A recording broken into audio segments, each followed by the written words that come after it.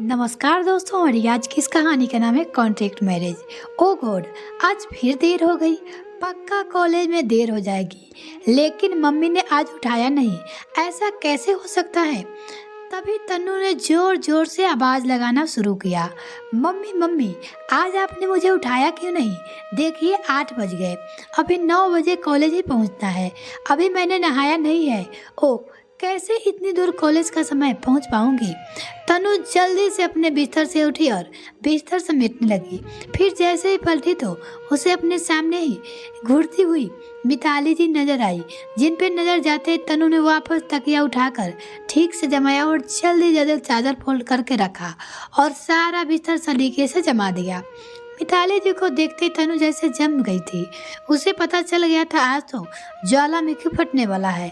अब तो जल्दी से भाग बेटा, उसने मन में सोचा। और मिताली जी ने कहा, मम्मी मैं तो बस आपसे पूछ रही थी कि आपने मुझे जल्दी क्यों नहीं उठा दिया, और वो बिस्तर जमा ही रही थी। तनु की बात सुनकर मिताली जी हाथ मटकाकर बोली, वाह बेटा, कर लो बात। सुबह से 8 से 10 बार उठाने आ गई, मगर मजाल है कि अपने बिस्तर छोड़कर उठे। वैसे कौन से सपने देख रही थी आप? इतना मुस्कुरा रही थी, इतना उठाने पे नहीं उठी। तनु जल्दी जल्दी अलमारी से अपने कपड़े निकाल ही रही थी। अरे मम्मी डार्लिंग, आज का होने वाला दामाद जो सपने में मेरा पीछा नहीं छोड़ता, उसे ही देख रही थी। अच्छा छोड़ो, आप भी ना कभी नहीं सुधरोगी। इतने गप्पे मारती हो ना कि मैं कॉलेज जाने में भी लेट हो जाऊंगी। अब जल्दी नहाने दो, वरना कॉलेज के प्रोफेसर जी वो एक खड़ूस ससुर की तरह कॉलेज में मेरा जीना हराम कर देंगे। फिर दोनों माँ बेटी ठहाके मार के हंस पड़े। जल्दी जल्दी कपड़े निकाल कर तनु सीधे वॉशरूम की तरफ दौड़ गई। बस 5 मिनट में फटाफट नहाकर निकल आई और जल्दी रेडी होकर ब्रेकफास्ट के लिए डाइनिंग टेबल के पास पहुंच गई। डाइनिंग टेबल पर तनु के डैड प्रशांत जी बैठकर नाश्ता कर रहे थे। साथ में उसका छोटा भाई मोहित भी बैठा हुआ था, जो जूस पी रहा था। जूस पीते पीते मोहित ने बोला, दीदी क्या बात है, आज तो आप बड़ी जल्दी नाश्ता करने आ गई। आज तो पक्का आप कॉलेज टाइम पे ही पहुंच जाओगी। खिड़की से जरा बाहर देखो, हॉर्न की आवाज़ सुनाई दी। नहीं, आपकी बेस्ट फ्रेंड है, पता नहीं कब से हॉर्न बजा रही है। अरे यार, पता नहीं कितनी जल्दी टाइम हो गया। सब मम्मी डार्लिंग की गलती है, उन्होंने आज मुझे समय पे नहीं उठाया। आज तो उन्हीं के कारण लेट हुई हूँ, झुलझुलाते हुए तनु ने कहा और जल्दी जल्दी उठकर जूस पीने लगी। यह सुनते ही मिताली जी बोली, अच्छा जी, एक तो तुम्हें आधे घंटे से उठा रही थी, समय से ब्रेकफास्ट भी चाहिए। बनाते बनाते 3-4 बार तुम्हें उठाने गई, फिर भी जूस बनाया। उसके बाद फिर उठाने गई, तुम्हारे कान के पास अलार्म लगाया, उसके बाद भी तुम नहीं उठी। कुंभकर्ण की रिश्तेदार खुद तो परी परी अपने सपने देख रही थी, नाम मेरा लगा रही है। अभी भी कह रही हूँ सुधर जाओ। थोड़ा समय पर थोड़ा कॉलेज हर ढेर में पहुँच गई है, थोड़ा घर का काम काज भी देखो।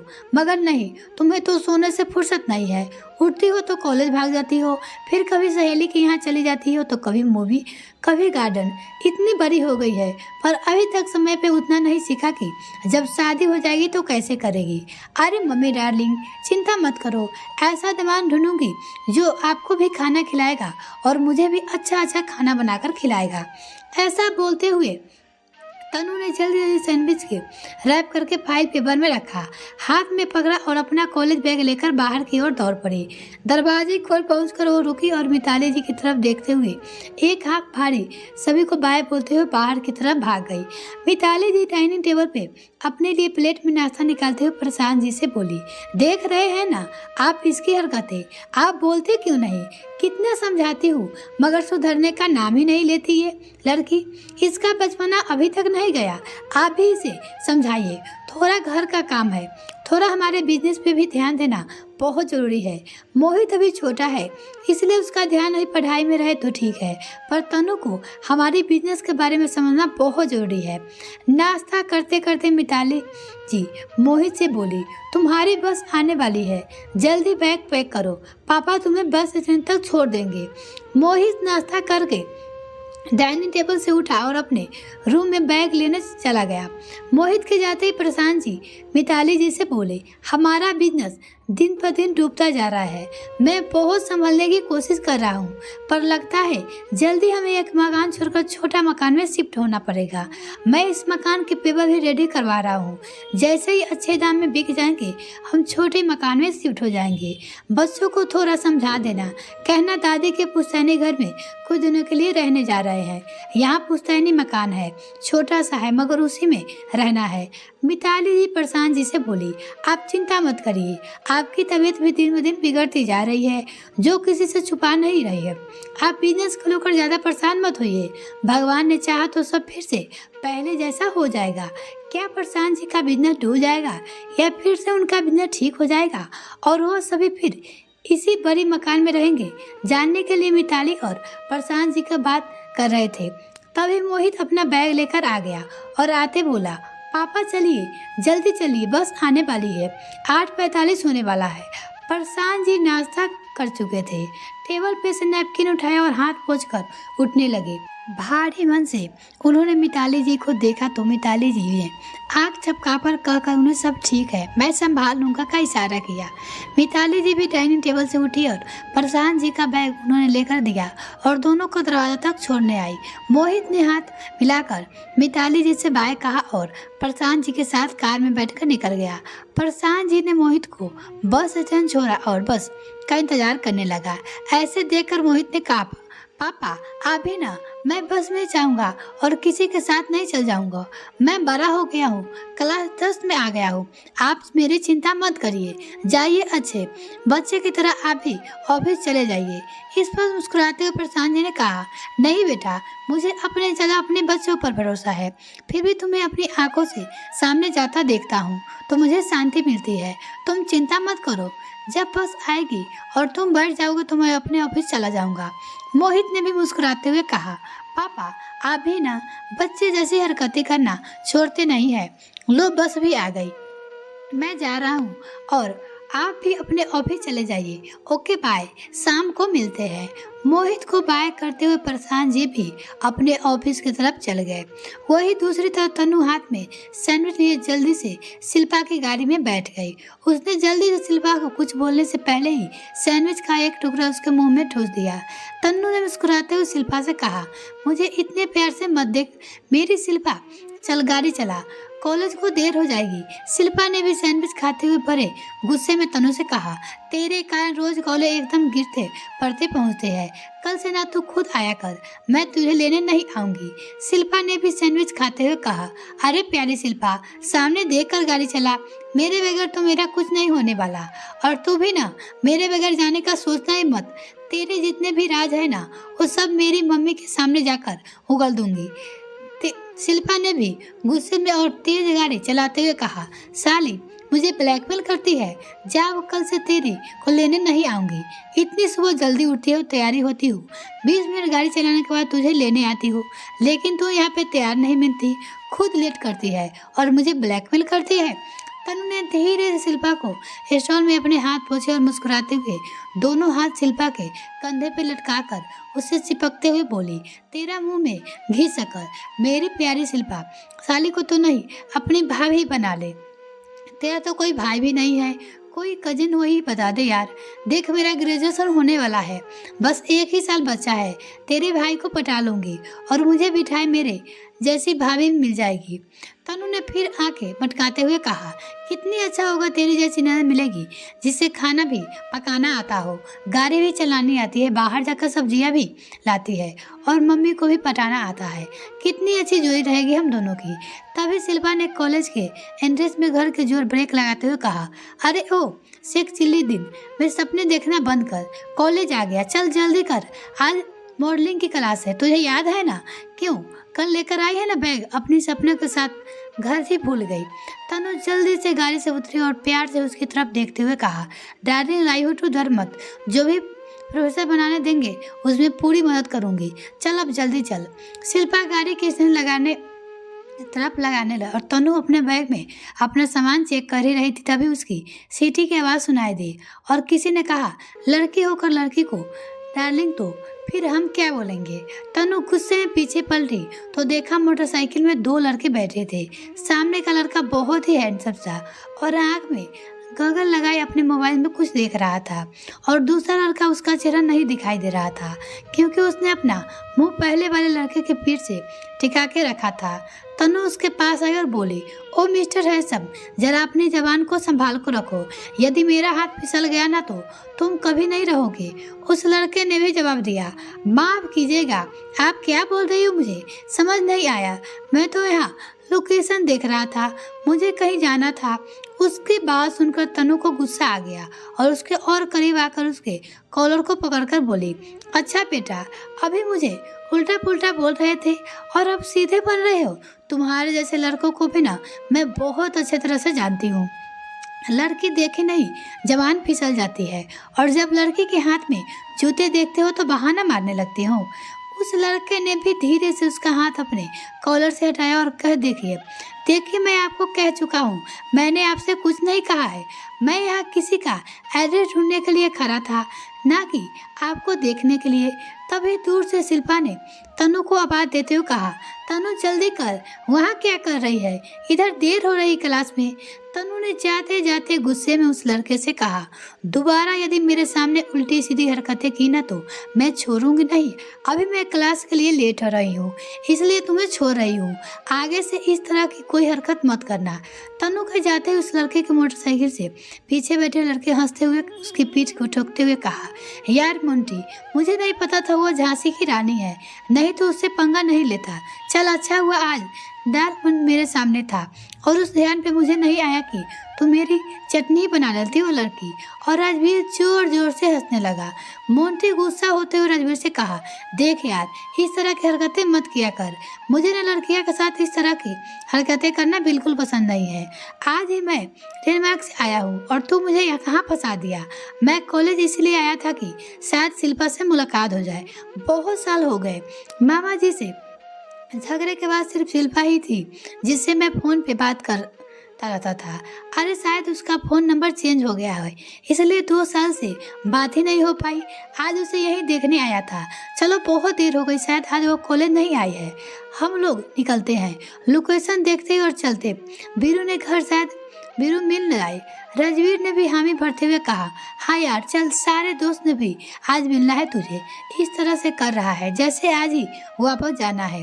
मोंटी ने भी जिस तरफ तनु गई थी उसी तरफ देखते हुए कहा, हाँ मिलना तो आज ही था सबको, पर पता नहीं मुलाकात होगी या नहीं। और उसने एक गहरी सांस छोड़ी, फिर अपनी मोटरसाइकिल स्टार्ट करते हुए कॉलेज से आगे निकल गया। शिल्पा और तनु लगभग दौड़ते हुए क्लास में पहुंची। उनकी क्ले मॉडलिंग की क्लास शुरू हो चुकी थी। वहाँ प्रोफेसर बेसिक बारीकी बता रहे थे।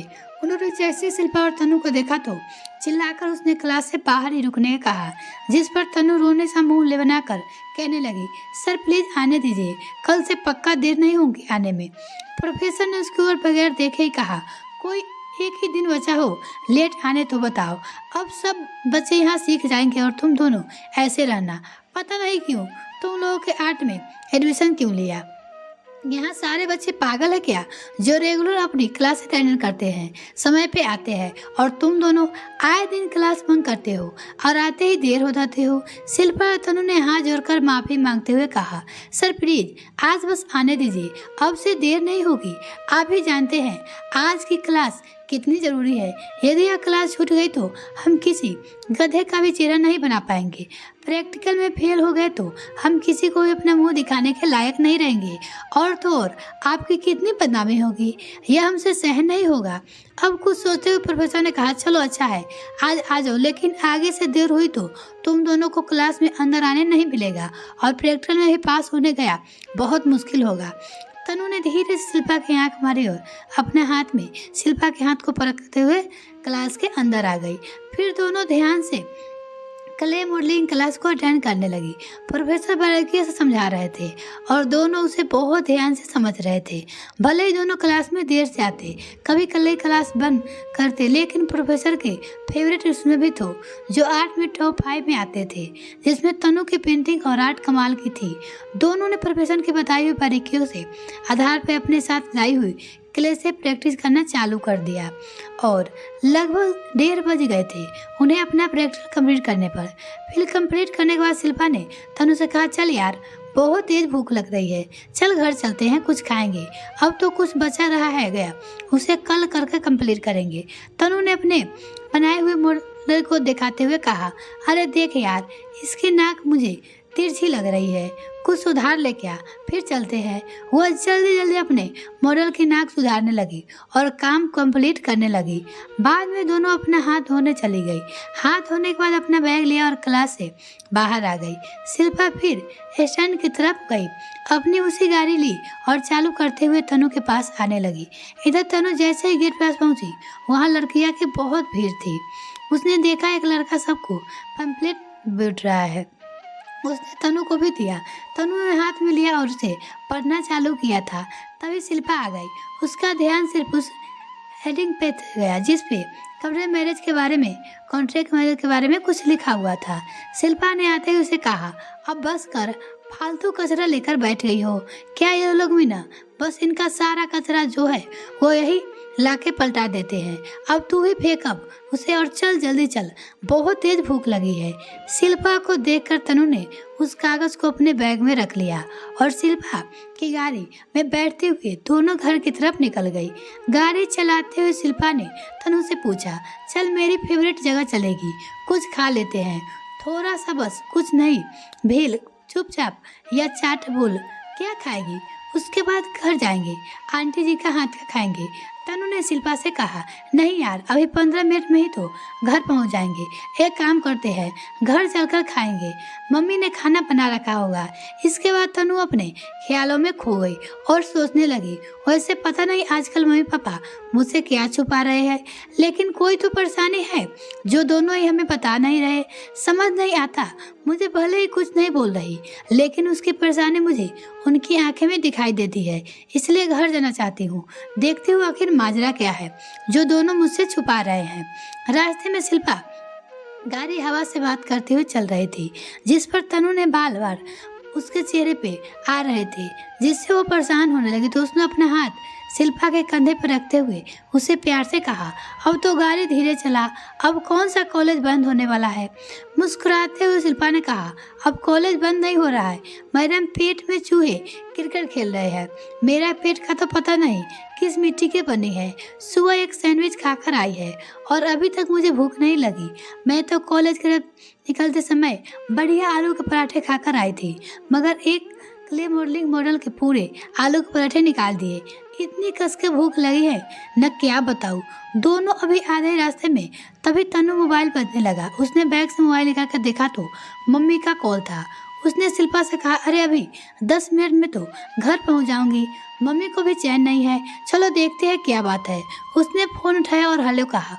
उधर से मिताली जी की आवाज़ आई, हेलो तनु, तू आज कॉलेज से सीधे दादी के पुसौनी घर आ जा, तुझे पता है ना कहाँ, बस सीधे वही आ जा, हम लोग वही मिलेंगे। तनु ने मिताली से कहा, पर मम्मी अभी क्यों आना है। मिताली जी ने कहा, अब तू ज़्यादा सवाल मत कर, पूरा सामान यही शिफ्ट हो गया है, तू जल्दी आकर, घर में छोटी सी पूजा है, रास्ता याद है ना तुझे। तनु ने कहा, हाँ मुझे याद है, वो शिल्पा के घर के पास ही तो है, हम लोग सीधे वही पहुँच रहे हैं। शिल्पा ने तनु से पूछा, क्या हुआ, कोई प्रॉब्लम है क्या, क्या कहा आंटी ने।